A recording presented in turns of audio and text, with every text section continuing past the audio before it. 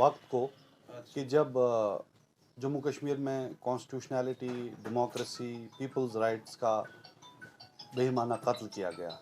तो यूं कह लीजिए कि आज हम 5वीं बरसी मना रहे हैं जम्मू कश्मीर में कॉन्स्टिट्यूशनैलिटी का, मोरालिटी का, एथिक्स का, पीपल्स राइट्स का, डेमोक्रेसी का।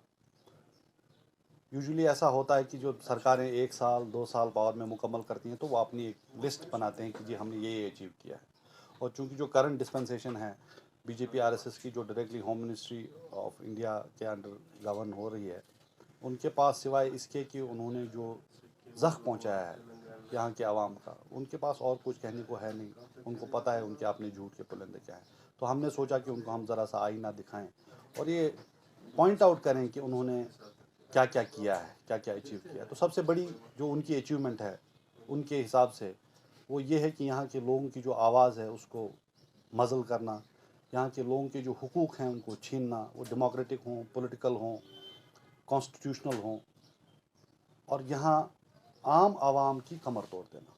यहाँ कोई बात करने की पोजीशन में नहीं, बात करता है तो जेल पहुँचता है, चाहे वो आम इंसान हो, सिविलियन हो, कोई सरकारी मुलाजिम हो, पॉलिटिकल एक्टिविस्ट हो, सोशल एक्टिविस्ट हो, यहाँ तक कि जो रिलीजियस स्कॉलर्स हैं वो भी बात नहीं करता। आपको पता होगा कि हमारे कितने रिलीजियस स्कॉलर्स जेलों में बंद हैं। अभी रिसेंटली रहमता साहब को भी एनआईए ने बुलाया। तो ये सारे अज़ाइम हैं। दिस इज़ फंडामेंटल इनके हिसाब से जो इनकी अचीवमेंट है कि लोगों का जो हक है वो उनसे छीन लेना। उसके बाद आप देखिए कि ये अक्सर बोला करते थे कि जी हमने जम्मू कश्मीर की जो कोर प्रॉब्लम है उसको ख़त्म कर रहे हैं, उसी के चक्कर में यहाँ प्रॉब्लम्स हैं। अब जब वो सब इन्होंने कर दिया गैर कानूनी और गैर आइनी तौर से, आज इनके दौर में हमारी हालत ये है कि हम रिसेंट जो डेटा है उसके हिसाब से पूरे मुल्क में तीसरे नंबर पे पहुँच गए हैं अनएम्प्लॉयमेंट में। एक डेटा के हिसाब से तो कुछ देर पहले हम नंबर 1 पे भी थे।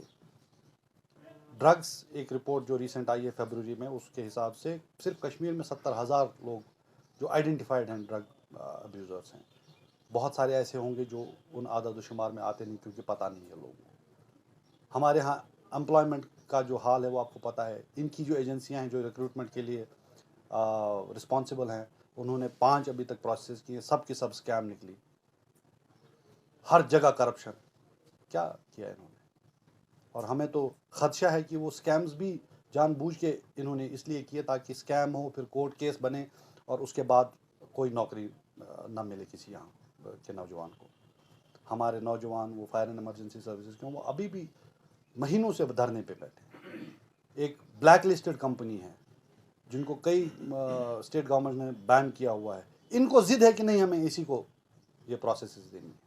तो ये ईगो का मसला है ये, या ये इनके कॉफर्स भरे जा रहे हैं। आप देखिए कि आज बेसिक्स की अगर हम बात करें एमिनिटीज़ की, बिजली, पानी, आप देखिए बिजली का क्या हाल है। पहले बोलते थे कि विंटर्स में प्रोडक्शन कम होती है इसलिए अवेलेबिलिटी कम होती है, लेकिन आज समर में जबकि हाँ अक्सर बेहतर सप्लाई होती थी, आज देखिए कितना क्राइसिस है। इसी तरह पीने के पानी का जो क्राइसिस है, ये बेसिक्स हैं। बिजली आप दे नहीं सकते लेकिन आप स्मार्ट मीटर के नाम पे लोगों का जीना दो भर करेंगे। बिजली आप सप्लाई नहीं करेंगे लेकिन फीस आप 4 गुना लेंगे। तो ये हैं इनकी गवर्नेंस की अचीवमेंट्स। अनएम्प्लॉयमेंट को लेके इनकी अचीवमेंट्स, यहाँ के लोगों के राइट्स को लेके इनकी अचीवमेंट्स, और सबसे अहम ये बात है कि ये डरे हुए लोग हैं। अक्सर ऐसा होता है कि किसी मुल्क में जब कोई इंटरनेशनल लेवल का कोई प्राइज़ जीतता है तो पूरा मुल्क उस पर फ़ख्र करता है, लेकिन यहाँ उल्टा है। हमारी एक बच्ची जर्नलिज्म में पुलित्ज़र प्राइज़ जीत लेती है, सिवाय बजाय इसके कि उस पर ये लोग फ़ख्र करते, जब वो लेने जाती है तो उसको दिल्ली के एयरपोर्ट पे रोका जाता है, जाने नहीं देता। इसी तरह लोगों को एयरपोर्ट्स पे जर्नलिस्ट हों, रिसर्चर्स हों, स्टूडेंट्स हों, कई केसेस ऐसे सामने आए। तो किससे डर रहे हैं?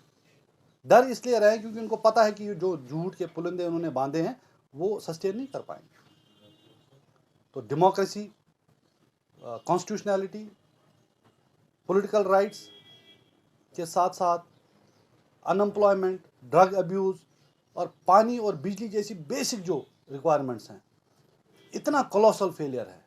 और इनकी मेंटालिटी ये है कि हमें यहाँ की इकॉनमी को भी ख़त्म करना है और ये सब चीज़ें भी करनी है, ताकि ये जो जम्मू कश्मीर का आवाम है इनकी हालत ख़राब से ख़राब तर हो। क्योंकि इनके लिए ईगो का मसला है, सैडिस्टिक प्लेजर लेना चाहते हैं इसमें से।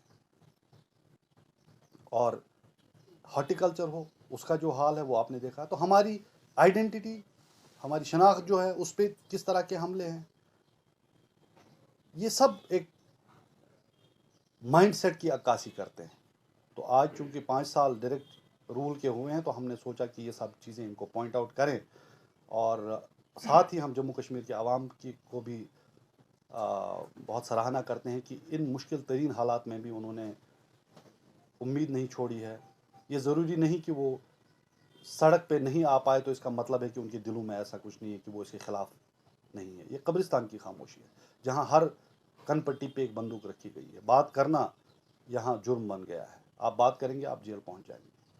तो ऐसे में ये गलत फहमी पालना कि लोग इजहार नहीं कर रहे हैं तो उनके दिल में ऐसी कोई बात नहीं है, तो मुझे लगता है ये सही असेसमेंट नहीं होगा। इंशाअल्लाह हमारी पार्टी, हमारी कायदा मोहतरमा महबूबा मुफ्ती साहिबा जम्मू कश्मीर के आवाम के हुकूक़ के लिए और उनकी जज्बात की तर्जुमानी के लिए चाहे कितनी भी मुश्किलात हों उनके बावजूद बात करती रहेंगी, और ये पार्टी अपने जो आवाम हैं उनके जज्बात और एहसासात की तर्जुमानी करती है।